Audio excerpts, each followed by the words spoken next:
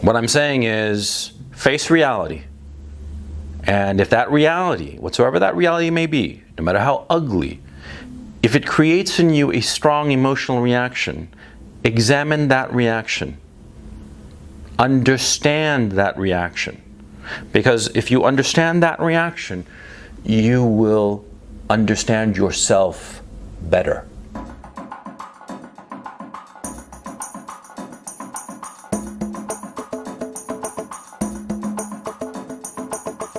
I didn't intend to do a video today, but something happened. And so it made me think, and I realized that I had something to say about what happened. Here's what happened. I did a video for my Patreon, or let me rephrase that. I posted today a video on my Patreon called Getting a Girl to Squirt. And it's about that. It's about how to, make a girl come so hard that she squirts, right? And there's actually a serious point to this. It's not just, I'm not being a fucking teenager here, for crying out loud. There is a very serious point to this particular issue, okay?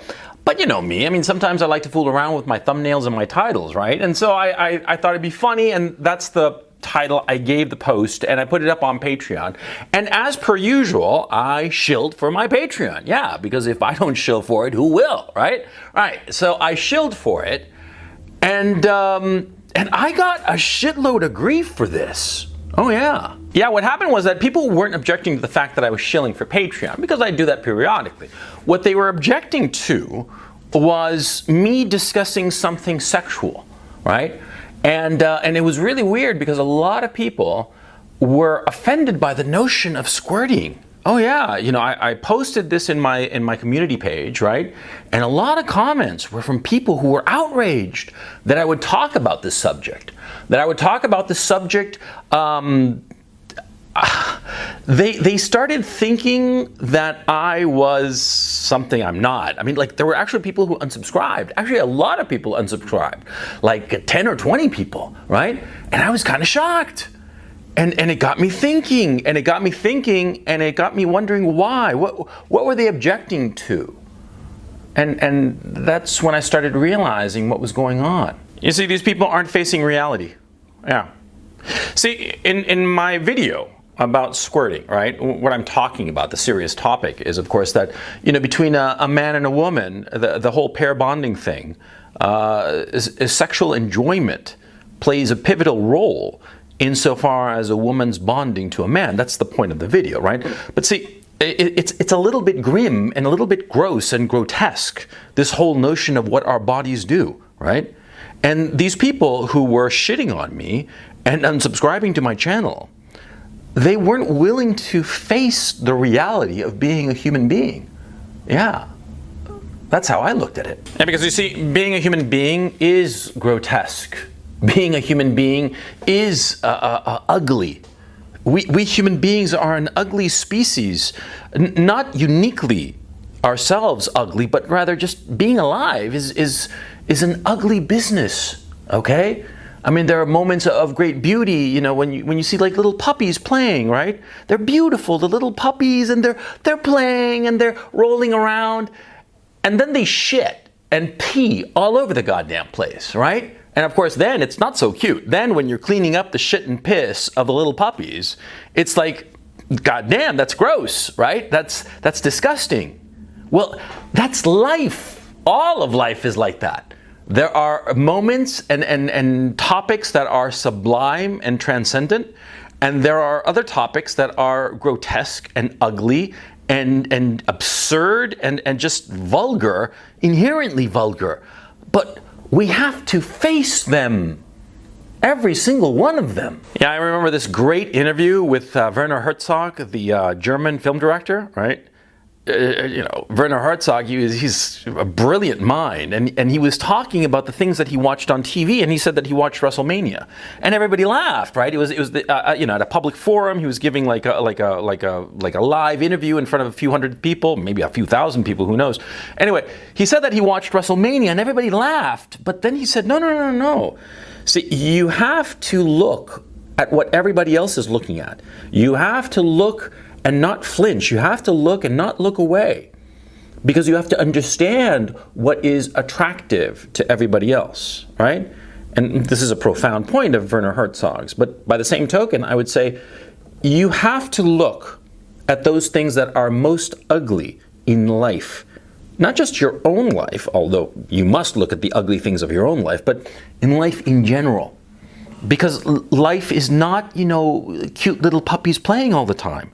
No, life, more often than not, is an ugly affair, right? And what's interesting, or I don't know how to put it, but what's remarkable, I suppose is the best way to say it, is that, see, the most interesting parts of life are often as not the ugliest, the most vulgar, the most grotesque, the most disgusting. And it's precisely those things that you have to look at really carefully, and you have to face them and not look away, not turn your eyes in disgust and say, oh, I don't want to see that, I don't want to talk about it, I don't want to hear it, my ears are too delicate, my eyes will burn if I look at such a thing. No, you can't be that way. You have to face reality. Now, these people who were giving me grief about my video about squirting, right? I mean, I don't have anything against them. I don't know them. And they want to shit on me for talking about that, fine. If they are women who are shitting on me because they don't like the topic, because they're embarrassed about it, fine. But, don't give me grief about your embarrassment. And if they are men who feel squeamish about this particular topic, and therefore, since they feel squeamish about it, since they feel that they can't get a girl to squirt, right, to come so hard that she does squirt, that they have to shit on me out of a sense of sour grapes, out of a sense of resentment or envy. No, again, it's not my problem, it's their problem. I'm sorry to say, it is. It's you. It's your problem if you want to avert your eyes. See, a thing that's going on in our current culture, right? And these times that we're living in. We're so fucking comfortable. We're so comfortable.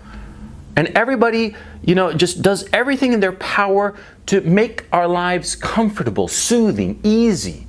Everything is easy, comfortable, appropriate, right? And so we become accustomed to a life that, that's frictionless. But see, life isn't like that. See? And especially when times get tough, when it's not just a little bit of friction, when the road is potholed like all get out, right? Well, that's when you have to have the resilience, to face that potholed road. You see what I'm saying? Life is not all frictionless, but we've gotten accustomed to it. We've gotten accustomed to it, and so now, whenever anybody says anything that, sort of like makes us feel a little bit of friction, a little bit uncomfortable, right? We freak out. We look away. We turn our eyes away from reality. We stick our heads in the sand, as opposed to turning to the light, turning to reality, facing that reality that's coming at us. Because if we don't face that reality, however ugly it might be, however it might make us feel squeamish or uncomfortable or just, a little bit nauseous and sick, right? If we don't face that reality will kill us. Absolutely. Do you know why ostriches stick their heads in the sand? It's famous, of course, right? Ostriches, they stick their heads in the sand. And everybody thinks it's a metaphor for their unwillingness to face reality. But actually, it's quite different. The reasons ostriches stick their heads in the sand is that, first of all, they don't put their heads in the sand. They lower their heads and their whole bodies down onto the ground, and they put their heads flat to the earth, but facing in the direction of the threat. And the reason they do this is because from afar, they look like a bush. Yeah. That's why they do it. It's a natural defense mechanism. They are not looking away from the danger.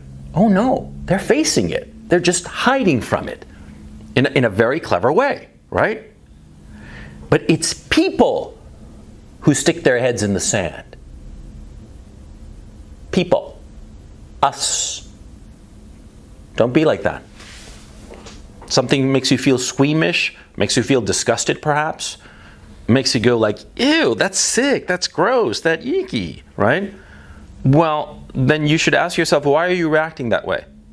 I've said so before, you know. The difference between men and every other creature on this earth is that we can control our emotions, right? Yeah.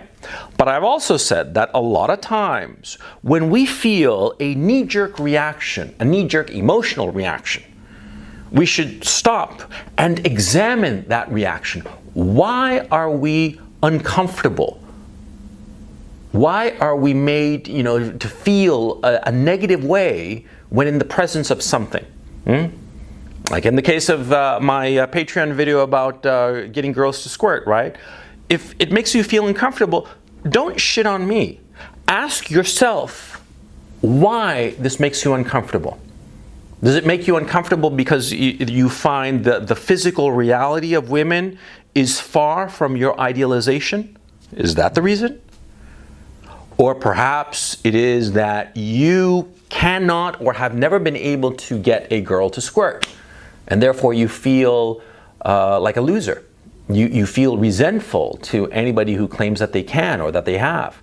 And you want to reject that person because it's not really them, it's really your own failure. Is that it? That's a second possibility. And you see my point, there are myriad possibilities in this particular issue, but the point of this video is not to talk about the video about squirting. The point of this video is to make you aware that whenever you have a strong emotional reaction to something, recognize that that reality that touched you, that elicited this strong emotional reaction, well, there's something in you that you have to examine, and you have to learn to control it. Yeah? Yeah. Because if you have an emotional reaction to some outside stimuli, right? That strong emotional reaction could potentially do something very dangerous, which is dictate your actions. As I said, you should never do. You should never allow your emotions to dictate your actions. That's the difference between a man and everybody else on this earth, right? Yeah. So if you do have a strong emotional reaction to some external stimuli, you have to ask yourself why. You have to stop and not react to that stimuli, but rather look into your heart and ask yourself why this bothers you. It could be a very simple reason. It could be like in the squirting thing, it could be that you're just simply squeamish, and you're just squeamish and it makes you feel like icky. Good enough. But it could unlock something deeper within you. And again, I'm not talking about this particular issue on the squirting video, I'm talking about anything, right? I remember one time something happened to me. I was in my studio in London. I was lying on a sofa. I had a cup of coffee on my chest and I was reading a book, right? And somebody rang the doorbell. Now this doorbell was very annoying. It was like this loud buzzing noise, and it was very abrupt. It wasn't like a gentle little, no, it was like, bah, like that, right? And it made me jump, but more than that, it made me jump and it made me angry, very angry. I spilled some coffee because I jumped, and I wasn't happy about that, but the coffee was semi-cold, so it wasn't the big deal. I'd stained my clothes, but it's just clothes, it's no big deal. But I was very upset. I was extremely upset, and it wasn't because of the spilled coffee. And I had to ask myself why. And I went to the little intercom, and somebody was delivering something. It was no big deal, right? But what happened after is that after I dealt with the delivery, and I was thinking about my reaction, I realized that it came from a deep fear, or let me phrase that. Well, I've told you guys before that when I was growing up, my old man bullied the shit out of me, right? And my old man, he was a bastard. I mean, I really do hope he burns in hell, right? And what happened was that he would be very abrupt. He'd sort of like burst in, slam the door, and start yelling, right? And it made me jump, right? And here I was, this was a year or two ago, so I was, 49 years old? I'm 49 years old. The buzzer rings abruptly. It makes me jump, but it makes me afraid. And it was so weird because it was as a 49-year-old man that I understood where my anxiety and anger came from the mere buzzing of a doorbell. You see what I mean? How my emotional outburst, my emotional, it had a source. It had nothing to do with the doorbell. It had everything to do with my past history. And you see what I'm saying? What I'm saying is, face reality. And if that reality, whatsoever that reality may be, no matter how ugly, if it creates in you a strong emotional reaction, examine that reaction. Understand that reaction. Because if you understand that reaction, you will understand yourself better.